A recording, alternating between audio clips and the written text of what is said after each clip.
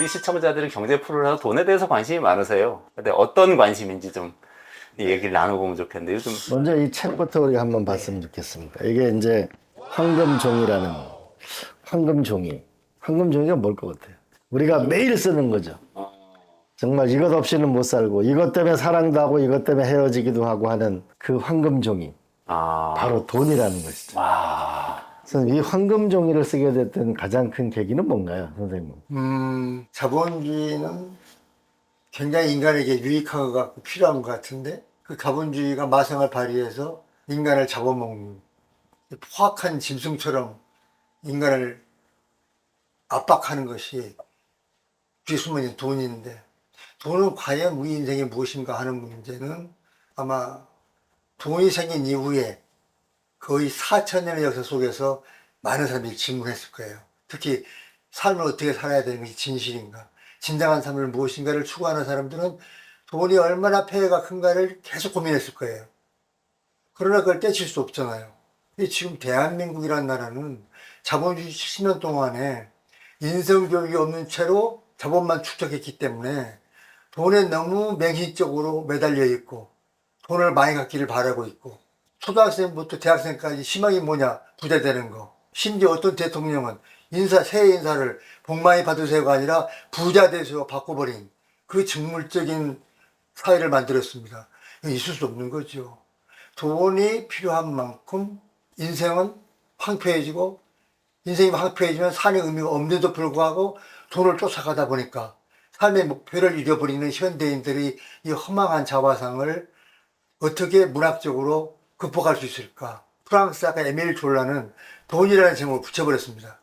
돈 그러면 질설적이고 자극적이고 좋지만 조금 너무 노골적이고 그래서 문학성을 살려서 상징한 것으로 황금종이 이렇게 했는데 독자들이 알아들을까 싶어서 두 손자한테 황금종이 무슨 뜻이지 했더니 두 놈이 똑같이 합성하듯이 돈.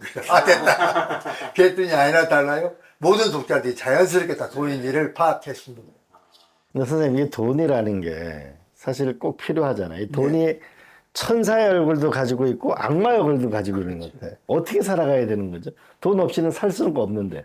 정치, 종교가 인류학자들이 규정한 1의 필요악입니다.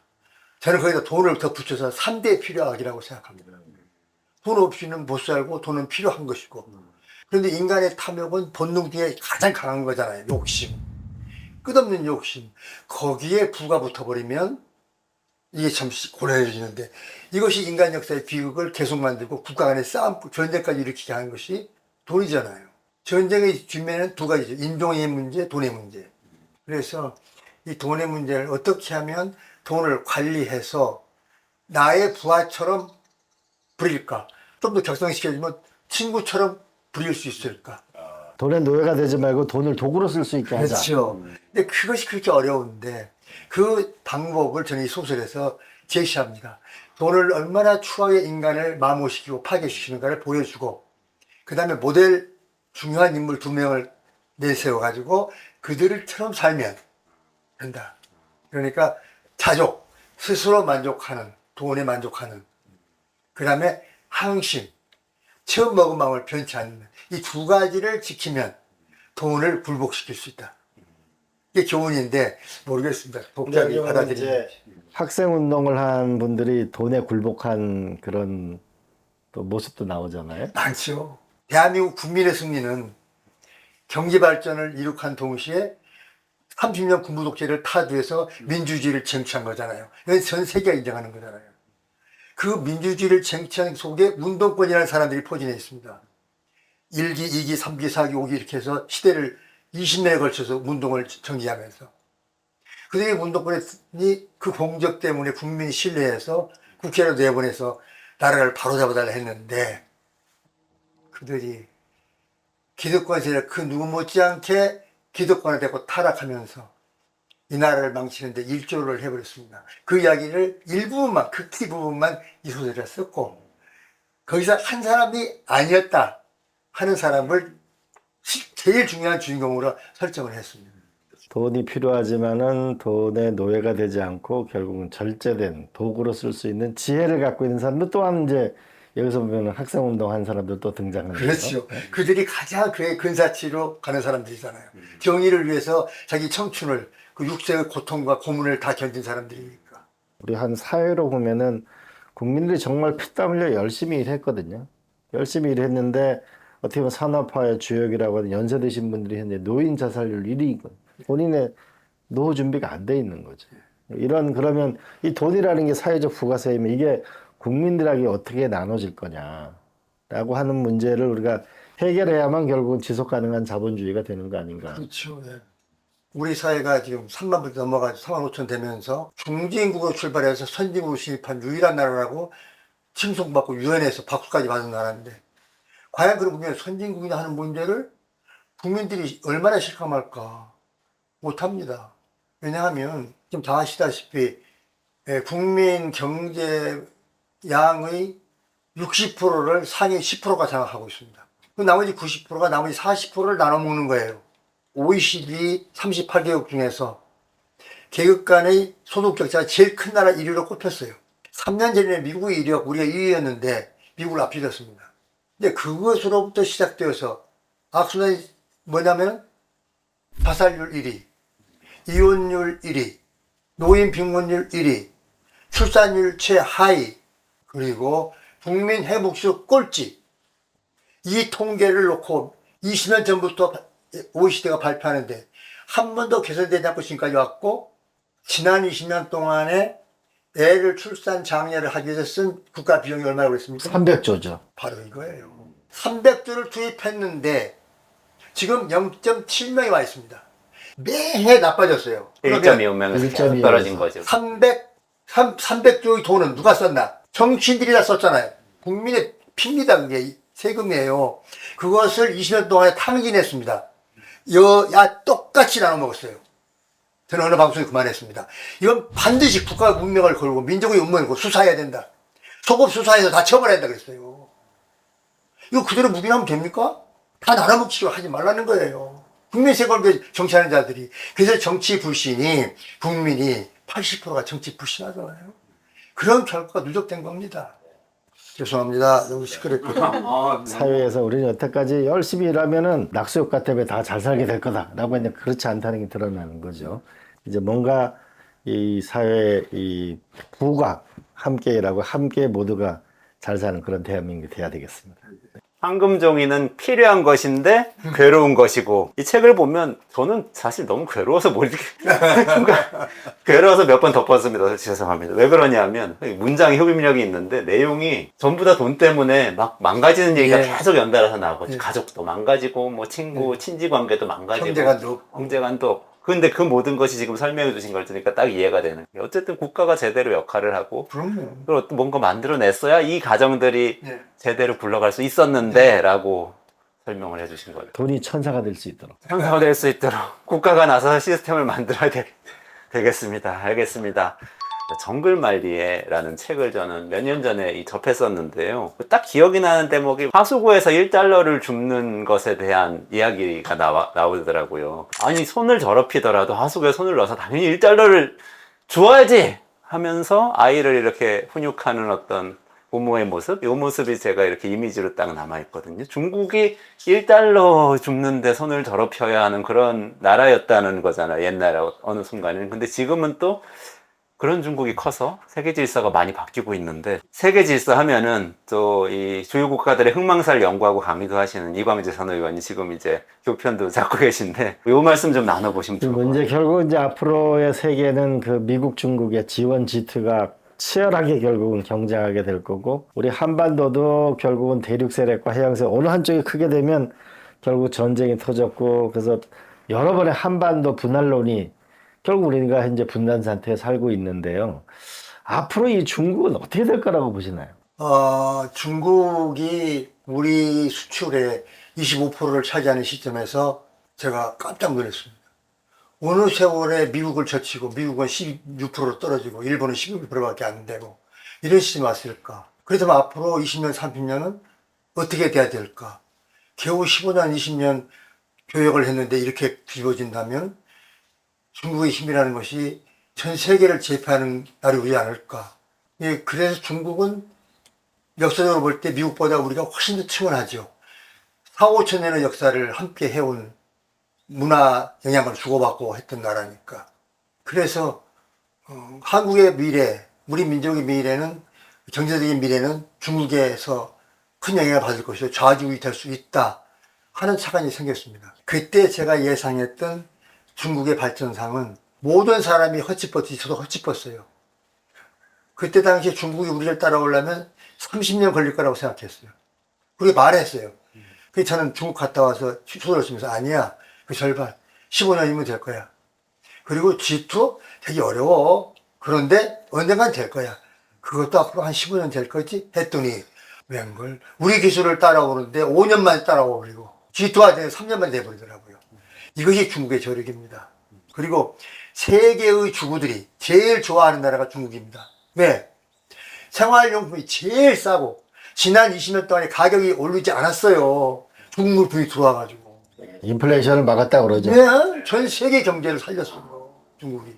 예, 중국의 싼 노동력이. 그 다음에 미국이 중국에 대한 위태로움을 자꾸 느끼는데 지금으로서는 미국이 앞으로 한 10년 이상 지탱할 수밖에 없는 것은 다른 여러 가지 이유가 있지만 특별 제일 중요한 것은 원천 기술, 첨단 원천 기술. 그것이 전 세계의 75%를 미국이 가지고 있습니다. 중국은 지금 한 7, 8가지밖에 없습니다. 한국은 하나도 없고 일본은 2-3개 있습니다. 그런데 중국은 우주 항공 로켓들을 쏘는데 유인선을 쏘는데 단 한 번의 실수가 없이 지금 달나라까지 가도록 되어 있습니다. 미국은 대여섯 명 죽었잖아요. 소련도 죽었잖아요. 중국은 한 명도 없어요. 그 정도로 명확한 과학 능력도 가지고 있고, 그 다음 두 번째 농민공, 농촌을 떠나서 도시에 불황하는 일거리를 찾는 사람들이 지금도 2억 5천입니다. 이 사람들은 새끼밥만 해결되면 무슨 일이 할 수 있는 사람들입니다. 앞으로 계속해서 단순 제조업에 투입되면 세계 물가는 또 20년 안 오를 것이고 중국 경제는 미국을 앞지르게 될 겁니다. 저는 미국은 굉장히 쉽겠지만 진실대로 말한다면 앞으로 머지않은 장래에 지환이 되지 않을까. 그게 제가 바라보는 중국입니다. 요즘에 이제 만나보면 한 몇 년 전까지 봐도 야, 이 중국이 미국을 앞서는 거 아니야 이러다가 근자에는 야, 반도체 이런 미국의 압박 때문에 결국 중국 경제가 무너지는 거 아니야? 라고 하는 이제 양론이 팽팽하고 지금은 다시 또 이제 우리가 미국 수출액이 중국을 또 넘어진 이런 상황인데 문제는 어쨌든 그래도 미국이 잘 되고 중국이 잘 되는데 우리가 뭐가 되느냐가 중요하지 않겠습니까? 미국, 중국이 사이 좋을 땐 괜찮은데 이게 서로 뭐냐면 이제 치열한 경쟁과 군사적 압박이 오게 되면 우리는 큰 시련 앞에 놓일 텐데 이게 어떻게 해야 되죠? 한반도는 역사적으로 4대 강국의 에워싸여서 지난 긴 세월을 살아왔습니다. 앞으로도 똑같아요. 근데 북한 핵 문제를 해결하는데도 육자 회담을 해야 되는 나라입니다. 그러므로 답은 딱 하나죠. 한국의 외교는 등거리 외교, 균형 외교, 다각 외교를 하지 않으면 안 돼요. 한국에 치우치면 죽습니다. 그 등살에 깔려 죽어요. 그러니까 아주 능수능란한 방법으로 그 기술을 발휘하는 게 정치력이잖아요. 대한민국 정치인들은 고도로 외교수를 발휘하는 공부를 해서 둘 다 우리 편으로 만드는 그 기술을 발휘해야 돼요. 등거리 외교, 균형 외교를 해야 됩니다. 선택하면 안 돼요. 니도 내 친구, 나도 너 친구. 또 선생님 인터뷰 보니까 우리가 정말 제일 중요한 게 뭐냐니까 우리 새끼들은 전쟁 없는 세상에 살게 해야 된다. 외교라는 건 딴 게 아니고 전쟁 없는 우리 후손들이 살으려면 어떻게 해야 될까요? 저는 소설을 쓰면서 항상 생각하는 게 우리 민족, 우리 조국의 과거를 보고 미래를 제대로 살도록 설계해야 된다. 그 염려를 가슴에 안고 소설을 써본 사람입니다. 그래서 제 당대보다는 후대의 문제를 항상 생각하고 걱정하는데 지금 심각한 국면이죠. 지금처럼 이렇게 남북관계가 나빠진 경우가 없었습니다. 해방 70년, 분단 이후 70년 동안에. 근데 국민들이 말은 안 하고 있지만 굉장히 불안해하는데 이런 것은 해소가 돼야 되겠죠. 그러려면 북한도 국가잖아요. 거기도 외교가 필요한 거잖아요. 미국한테 필요하듯이. 그런 넓은 안목, 통찰적인 안목, 종합적 안목을 가지고 국민의 현재와 미래를 걱정하는 외교수를 발휘하고 전략을 세워야 되는데 그게 없는 것 같으니까 글 쓰는 자로서는 할 말이 없어요. 정권은 유한한 거고 민족은 무한한 건데 무한한 민족의 미래를 짊어진 현실 정치인들이 큰 안목을 가지고 마음을 크게 열고 북한과 무슨 대화하는 장을 마련하는 것이 급선무가 아닐까 생각합니다. 북한하고만 너무 잘 지내서 미국하고 멀어지는 것도 위험한 거고. 그렇죠. 미국에 일방적으로 한다고 해서 또 남북 문제가 풀리는 것도 아닌 이런 그 외교 전략이 필요하다는 건 굉장히 와닿는 거고 좀 더 자기 국력을 갖고 있는 자기 국력과 자기 실력 그리고 자기 외교적인 노선을 갖고 결국 운명을 개척하는 게 중요한 시기였습니다. 네, 와, 이렇게 세계의 질서까지 우리 이야기 해봤고요. 선생님 다음 작품은 어떤 작품을 계획하고 계신가요? 다음 작품은 제가 지금 82 그리고 다음 쓸 소설을 위하여 프랑스로 현지 취재를 갑니다. 프랑스요? 예. 그게 뭐냐면 러브 스토리, 사랑 이야기. 스토리요? 29살 먹은 여자와 2살 차이인 남자가 사랑을 했는데 이 월정사가 무대의 반, 프랑스 파리가 반. 월정사와 파리요? 예. 어떻게 그걸 말해버리면 재미없잖아. 장사 안 돼. 근데 그래서 우리 공개하면 되는 거예요? 그 이유 아니야. 쓴다는 말만 하면 되지. 그걸 왜 쓰냐면 제가 트레서 메가리나 한강을 쓰고 났더니 강연 가면 막 빠지자는 질문이 왜 선생님이 이렇게 거대한 이야기, 역사 이야기 이런 걸 씁니까? 그 굉장히 중요하지만 왜 사랑 이야기를 안 쓰십니까? 아니 무슨 당신들 소설 잘못 읽어서 태백산맥의 사랑의 이야기가 얼마나 진하게 나와. 정화석과 서울 사랑 얘기 그거 가슴에 물리지 않아? 또 안양에서 필려와 송수익의 사랑이 얼마나 기맥혀. 한강에서 임채옥과 류예민의 사랑이 얼마나 아름다워. 그러나 독립된 다음에 그러나 그랬어요. 춘향전을 능가할 수 있다면 그때 내가 사랑 이야기를 쓰겠다. 그렇게 잡아냈어요. 그래서 지금 이게 다 준비하는 노트예요 이게. 이게 그게 다 준비하는 노트예요. 사랑이기 때문에 빨간색이군요. 아니 내 스텝이 다 빨았는데 오, 사파도. 내가 그린 거예요. 이렇게. 장면이 머릿속에 떠오르신다는 그렇죠. 그거를 그리신 이렇게 해서 이제 준비를 해서 돌아올 건데 춘향전을 능가할 수 있는 주제를 설정했어요. 그래서 너무 기대돼요. 그래서 이 사랑이 영원한 사랑이기 때문에 제목을 가제를 영원이라고 붙여놨어요.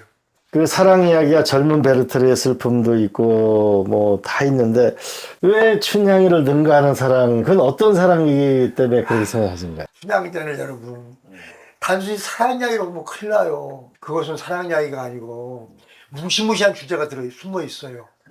계급 타파. 그렇죠. 천민 중에 천민인 게 기생딸인데 그 기생딸이 양반 중에 양반인 이도령을 만나. 이도령을 만나서 정실로 결혼을 하는 그 이야기는 계급혁명이에요. 그런데 왜 작자 미상일까? 왜? 이건 엄청난 문학적 숙제. 고런 서적이라서 그런 거 아닙니까 혹시? 바로 그거예요. 계급 타파를 주장한 것은 왕권을 무너뜨리자는 이야기예요. 그러므로 이 저자가 무서워서 자기 이름을 가려고 했어. 왜? 그 왕권을 뭐하면 능지처참시켰잖아요. 사랑이라는 것도 결국은 이 시대의 아픔을 어떻게 극복하느냐 이런 것도 같이 녹아 있는 거예요. 그럼요. 근데 조정래는 그러면 그 주제를, 숨은 주제를 뭘로 설정해서 춘향전을 능가할 수 있을까? 이거 말해버리면 김학세니까 말 안 하고 걸 기대. 선생님 2년 뒤에 출간하신다는. 써야지 그동안에 갔다 와서 구성해서. 너무 오래 기다려야 그래서 됩니다. 이거 너무 힘듭니다. 나는 고민인 게 내 소설을 잘 써가지고 재밌어가지고 월정사 여기 이제 1000만 명 관광객이 와가지고 월정사 산책로가 다 무너져 버릴까 걱정이. 아니 근데 선생님은 이렇게 책을 선생님 같은 분들은 걱정이 없는데 요즘 젊은 작가들은 걱정이 예, 출판업계가 지금 예. 책이 전혀 안 팔린다는 겁니다. 이거 지금 어떻게 세상이 어떻게 가고 있다고 봐야 됩니까? 지금 한국은 출판계가 불황 중에 또 불황이어서 사양 산업이 아니라 폐업 사업이라고 할 정도입니다. 지금 자영업자들이 끝없이 폐업하는 시대인데 그 중에 하나가 출판업계입니다. 그래서 저는 참 너무 재수 좋게 책이 팔리는 시대에 작품 활동을 해서 책이 많이 팔렸는데 제 후배 작가들한테 미안하고 우리 후배 작가들은 그럼에도 불구하고 더 열심히 써야 됩니다. 제가 태백서명을 쓸 때 독자가 책장을 놓지 못하도록 해야 되겠다 하는 식의 결심을 했듯이 너희 책 안 읽어? 난 더 잘 쓸 거야. 네가 안 읽고 읽으나 봐 하고 결심하고 써야 돼요. 저 지금 이 소설을 쓰면서도 네 책 안 읽어? 그래. 네 100만 문 안 팔리나 보자. 내가 1000만 문 팔 거다. 그 결심을 하고 쓰는 거예요. 괴테가 24살에 젊은 베르트르의 슬픔을 써서 위대한 새로운 시대를 열었다면은 또 조정은 선생님도 태백산맥이 시작해서 아리랑, 한강, 정글만리 그리고 천년의 질문, 황금종이를 넘어서 이제 사랑의 위대한 여정을 저희가 기다리고 있겠습니다. 예. 네. 요즘 책도 많이 안 읽고 이런 부분도 있는데 제가 가까이서 보면 그래도 청년들이 애를 많이 씁니다. 지금 이제 우리나라 상황을 보면 미래를 막 낙관적으로 얘기해 주기가 어려운 것 같기도 하고 그래서 참 어떻게 얘기를 해줘야 될까 우리 이 윗세대가 이런 고민이 많이 됩니다. 어떻게 얘기를 한국 사람은 외국 기자들이 30년 근무하고 가면서 몇 가지를 정리하는데 첫 번째 전부 낙관적이다. 현실과 미래를 계속 그 사람들 믿고 있다. 두 번째, 분단되어서 자기들이 볼 때는 굉장히 위험한데 전혀 위기를 느끼지 않는다. 그리고 한국 사람들은 굉장히 치열하게 노력을 하고 열정적으로 노력하는 근면한 사람들이다. 이건 세계에 없는 일이 아닌가 싶다 하는 감상들을 남겨놓고 가는 걸 봤어요. 우리는 지난 70년 동안에 딴 나라들이 이루지 못한 4, 500년 동안 노력해야 이룰까 말까 한 것을 이뤘습니다. 그러면서 갈등도 많고 모순도 많고 해야 되는, 풀어야 될 과제가 많은데 지금부터라도 하면 됩니다. 1년 동안 안 풀리고 노력을 하면 지난 70년 걸렸듯이 앞으로 35년 짧게는 더 길게는 70년을 노력하면 풀립니다. 노력을 하자. 정치권 여야가 국가가 운영되는 모든 권한을 위임했으니까 그 권한을 국민을 위해서 자기를 위해 쓰지 말고 국민을 위해서 쓰면 고칠 수 있다. 과거를 열심히 살아왔듯이 현실을 극복하기 위해서 미래를 열심히 살 계획을 세우면서 오늘을 개선하려고 개혁하려고 노력하는 모두의 동참 그것이 필요하다 저는 그렇게 생각합니다. 감사합니다. 마지막 우리 뉴스 토마토 이게 잘 돼야 되거든요. 뭐 응원을 한번 해주세요, 선생님. 유튜브 전성시대입니다. 하루하루가 의미 있고 가치 있고 그리고 보람있게 살기 위해서는 제대로 된 것을 골라서 보는 지혜, 해안이 필요합니다. 지금 뉴스 토마토는 저간사이 등장해서 구태한 것 같으면서 좋은 이야기를 하려고 노력하고 있습니다. 열심히 보시면 여러분들이 피가 되고 살이 될 것입니다. 찌개 100번만 여러분이 피가 되고 살이 되지 않습니다. 여러분의 영혼을 살찌고 빛나게 할 테니까 안심하시고 뉴스 토마토를 많이 구독하시기 바랍니다. 와, 이왕 하셨는데 이광재 TV도 한 번 더 해주세요. 이광재 TV는 제가 보면 너무 클래식합니다. 너무 진지합니다. 그러나 그 진지함과 클래식함이 없이는 우리 인생은 삭막해지고 몸이 건조해지고 이광재 TV 같은 국가의 문제에 대해서 정치의 문제에 대해서 진실을 말하는 그런 좋은 프로를 골라서 봐주시고 동참하시고 그리고 그가 하는 말을 귀담아 들으면 여러분들의 시선과 교양이 함께 늘어날 테니까 진지하게 마음을 합쳐서 하루에 1시간씩이라도 꼭 구독하시기 바랍니다. 감사합니다. 저희 이원재 끝내주는 경제에서 조정래 선생님 모시고요. 이광재 전 국회의원하고 같이 우리 대화 드라마와 같은 한 편의 인터뷰를 진행을 했습니다. 네, 말씀 정말 잘 들었고요. 이 말씀 잘 전달해서 우리 사회가 한 걸음이라도 변할 수 있는 그런 계기가 됐으면 좋겠습니다. 네. 네, 고맙습니다. 네, 감사합니다. 감사합니다.